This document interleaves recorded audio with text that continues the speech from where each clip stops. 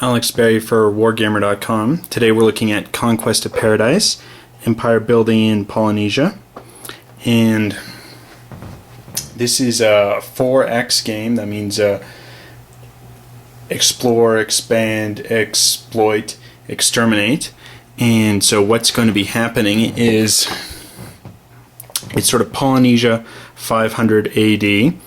Players will be starting in sort of in a two-player game in either Samoa or Tonga, and will be sending their ships out to explore various regions.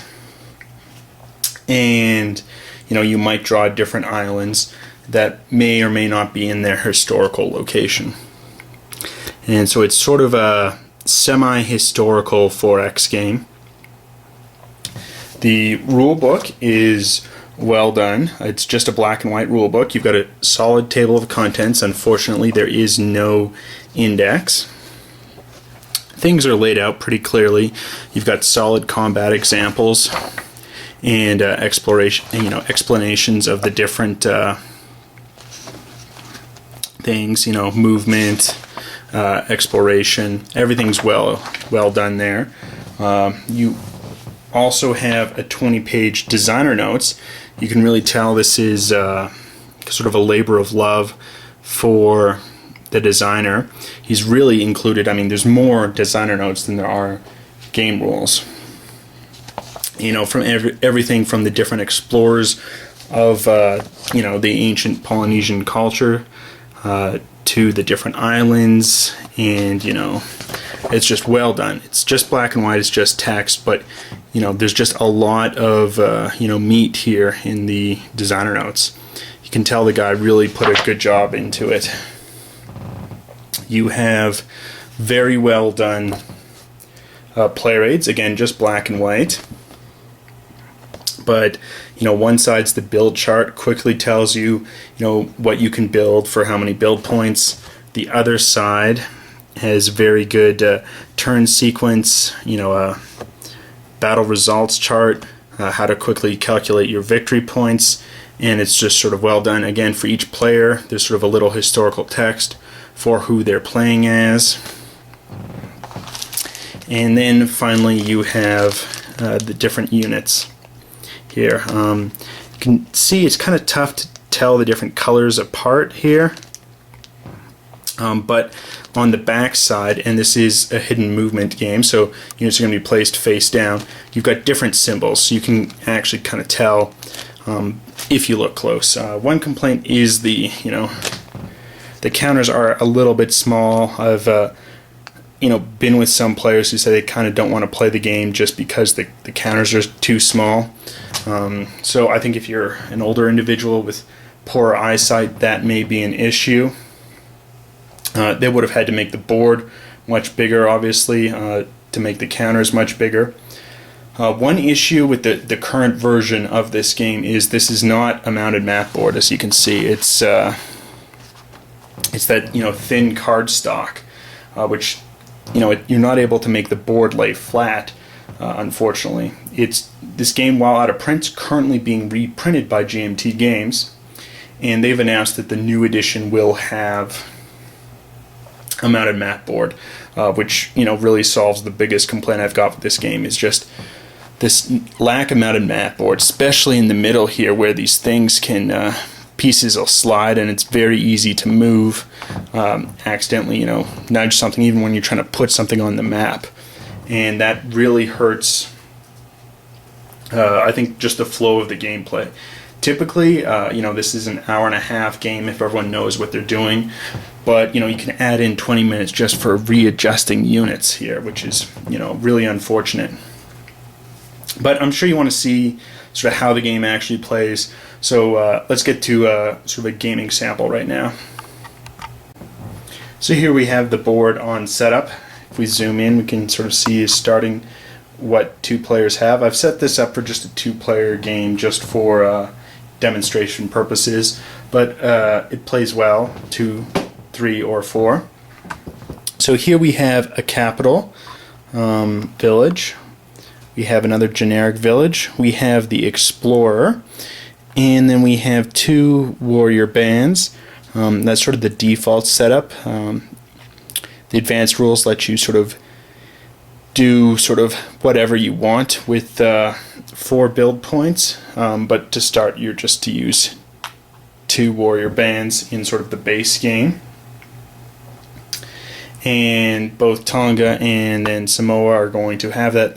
They'll be right adjacent to each other. If we look over here at Fiji, there are some default native warriors. So if a player wants to invade Fiji, they're going to have to defeat those native warriors. If we move a little further, we can zoom in and we can see some of these islands, like Santa Cruz, have the Anopheles mosquito imprint. That means they can be hit with malaria, and which can devastate villages built there. Now, not all islands will have that, as historically some areas have been immune to malaria. We have sort of the outline of Australia there in the game, but can't be used. We have a victory point track. Players start at 3 victory points, and in a 2-player game go up to 28. 3-player is 25, and a 4-player is 22. So, as I mentioned before, if everyone knows what they're doing, it's about an hour and a half to play the game. It can be a little bit longer if people are, quite slow making their decisions. But it's about that same length for 2, 3, or 4 players as they've scaled the victory points. We see here South America in the outline, and this is sort of advanced rules, not for the main game, but you can try and get sweet potatoes from South America and then bring them back. Those will be worth some additional victory points. And as we see, we have some pre-printed islands on the map that can be inhabited, and then we have just these open water. If we zoom in on some of them, we have names sort of on it. Here we have Rarotonga. It's part of the South Cook Islands, and that's sort of historically where it is. So the historical locations are on the map in that slight lettering, but what's going to happen is we're going to, potentially draw and discover tiles there. There's a special rule. We have this Southern New Zealand that will sometimes not come into the game at all. Northern New Zealand has to come up, and then there still has to be some space to put that immediately underneath it. I think that's a neat little twist, fun little rule.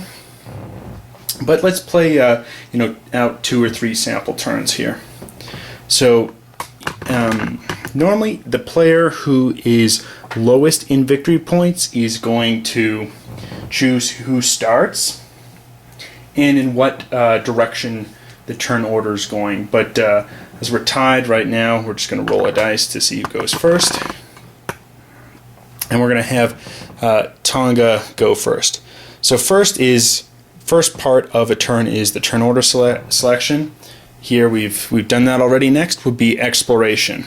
So we're going to send out our explorer here. We're going to try to explore this area. Now what's going to happen is we're going to do a chit draw,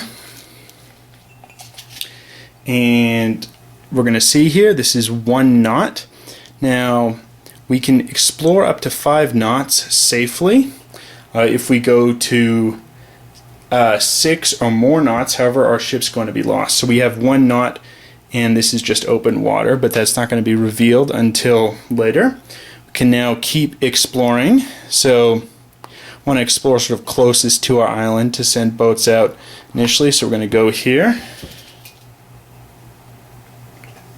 We have an off course. This is 0, but we're going to reveal that. Now the other player can choose to move us. We're moved here. That's going to be an additional 2 knot penalty because we're not adjacent to anywhere we've discovered currently. So we're now at 3 knots. We can choose to keep going or return. We're going to try and keep going to here, and that's 2 knots. And the 2 being hit by the off course, we have a total of 5. We're forced to return. And here all that's been discovered is simply open water.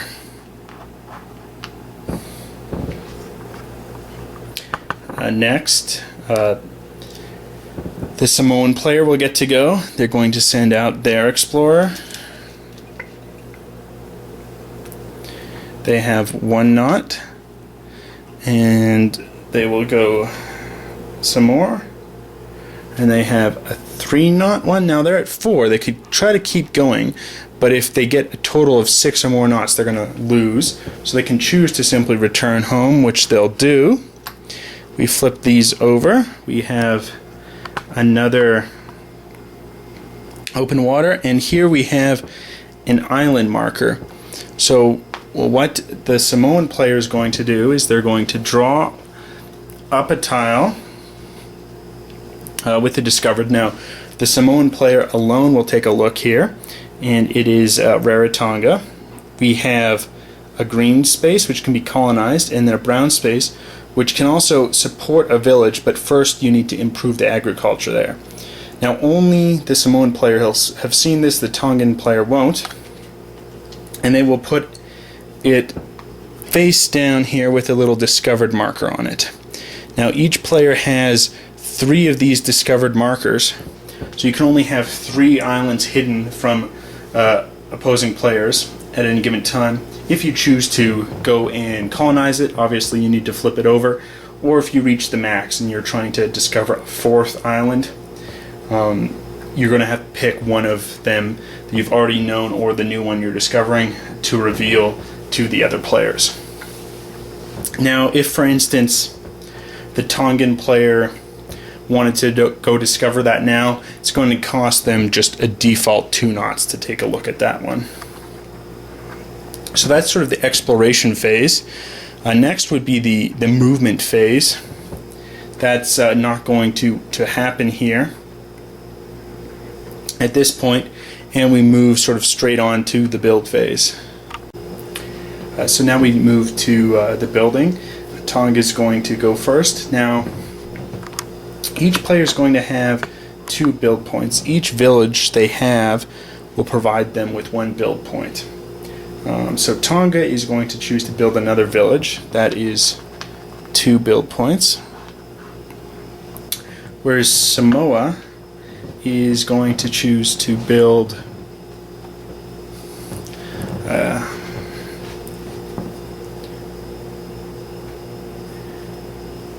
two transports because they want to get to that island that they've discovered. Now they're going to put these face down. So now it looks like there's 4 units there. There's additionally rumor units that players can put down, which really are nothing at all, and just create the illusion of a unit there. It doesn't cost anything, but the Samoan player is going to hold off on doing that just till later on when they've got a little more build points to do such things. So now we're going to sort of reassign the score. Tongan player will move up 1 victory point as they built an additional village. The ways you get points are sweet potatoes in the expansion game, or the advanced game rather, from arts and culture cards if they're purchased, from your villages, and from controlling island groups or from controlling small atolls. So that's the turn. We now have the Samoan player. They will get to pick turn order. They're going to choose them to go first, and it's another round. So now the Samoan player is going to send off their explorer here, and we will draw from the chit, and it's a 2 knot, and it's just simply open water. They're going to go here, draw out, and we have 1 knot, more open water. Now they're already at 3 knots. It could be risky, but they're going to keep going, and it is 2 more knots. It is an island that they get to discover, so they'll get to look at it here, Norfolk Island, and they'll get to put this down. Again, the Tongan player will not have looked at it. However, they've now gone 5 knots, so they're still okay. They will flip that open water over. That's open water for the entire game, and they will return. Now the Tongan player will choose to explore. They're going to go here, the same place that was hit with the off course before, and they're hit off course again, if you can believe it. So that off course shows up. They're going to be moved here. That's 2 knots for them. Gone off course. They draw another 2 knots, and this time they discover an island. Here it's Pitcairn Island, capable of sustaining just 1 village. So they've gone a total of 4 knots. They're going to choose to just return home. Now we go to the movement phase.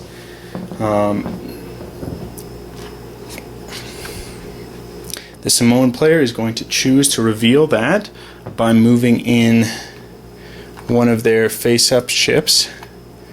Now they're also going to turn another ship face up, and now this denotes that there is sort of a transport line between the islands. So now they can just simply move as many units between the 2 islands as they want to do. Normally each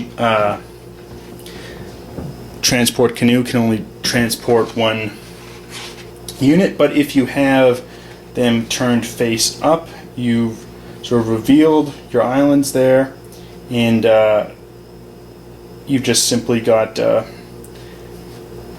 basically unlimited transit between the islands that have the face-up canoes.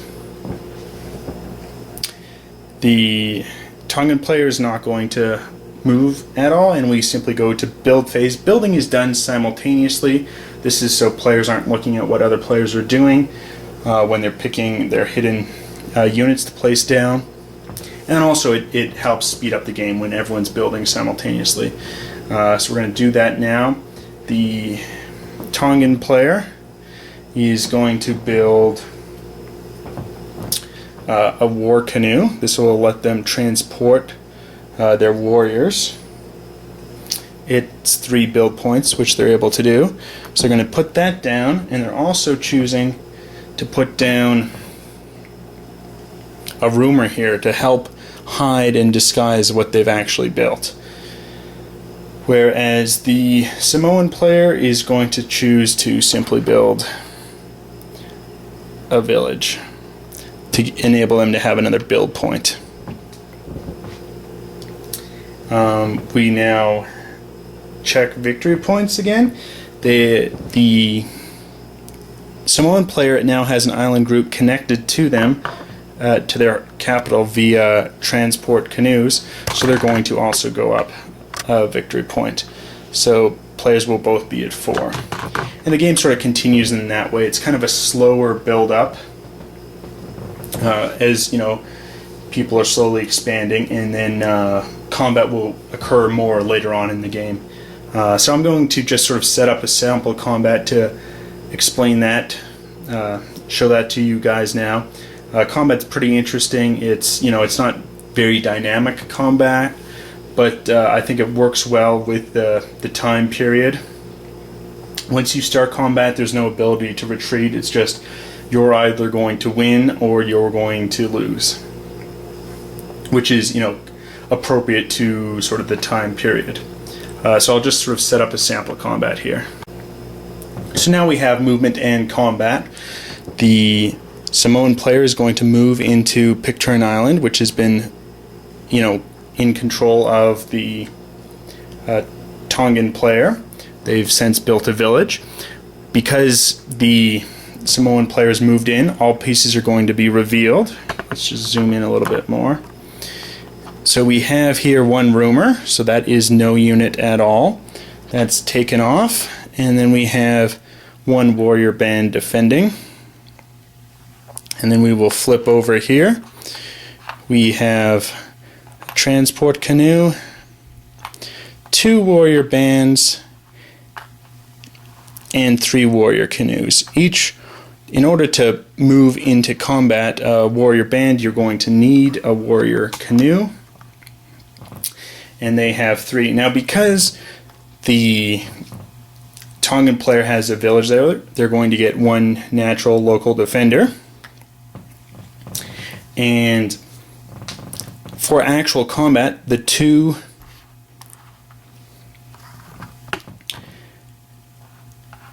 Samoan warrior bands are going to be involved in combat, as well as 1 warrior canoe that was not used in bringing them over.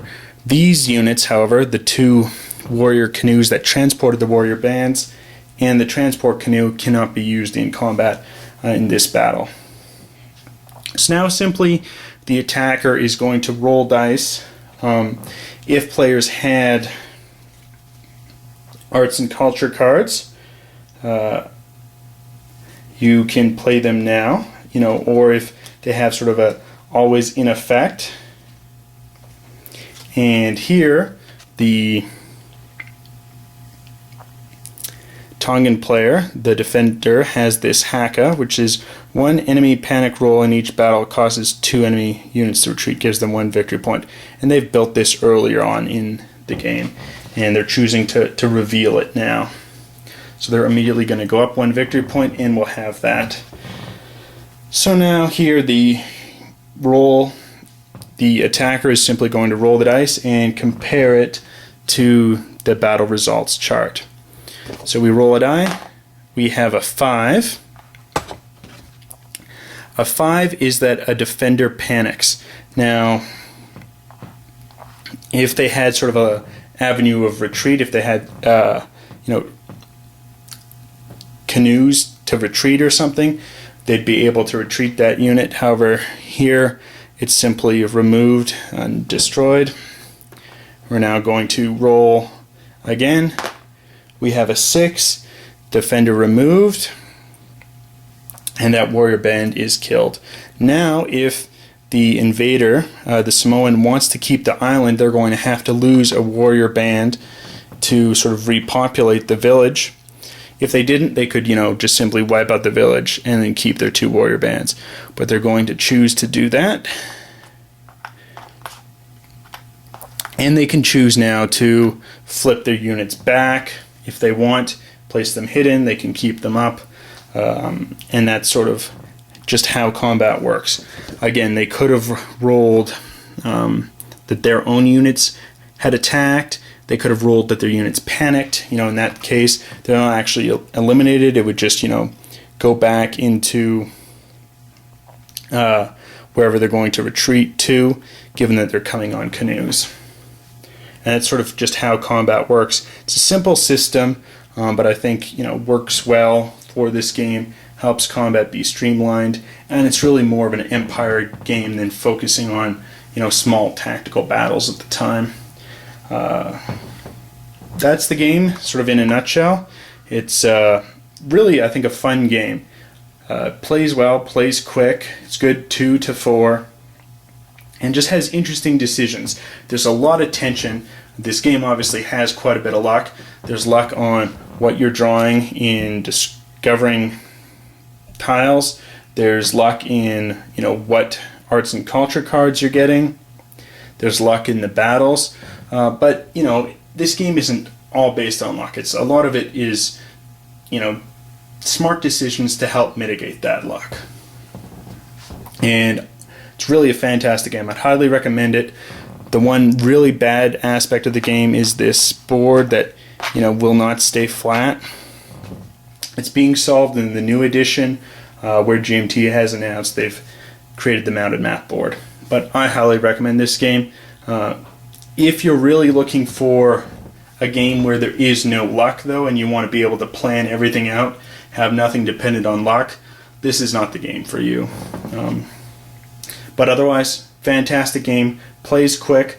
Box says up to 2.5 hours. I've never had it go there when every player knows the rules. It'll go there maybe your first game, or if you're trying to get in a couple of new players who haven't learned the rules. But it should be just an hour-and-a-half game with really interesting decisions. The tension with the hidden units is fantastic, and I highly recommend this game. Till next time.